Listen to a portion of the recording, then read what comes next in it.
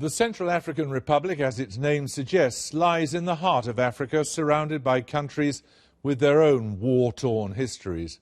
How did the CAR, as it's known, end up in this state with armed militias on the streets and hundreds dead, and the old colonial power sending its troops to keep the peace?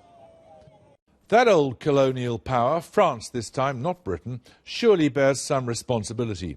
Since the CAR gained independence in 1962, it swerved between short-lived democratic governments and sometimes brutal dictatorships. The regime of the self-styled emperor and alleged cannibal Jean Bedel Bokassa in the 1970s and 80s was a particularly memorable low point in the nation's history. As in so many colonies, arbitrary borders drawn on maps failed to create a unified nation-state.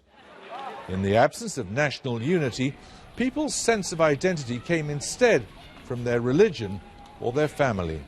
That has meant bitter struggles between the Muslim minority and the Christian majority. In March this year, Muslim rebel groups known as the Seleka ousted the Christian President Francois Bozize and installed a new president, Michel Djotodia.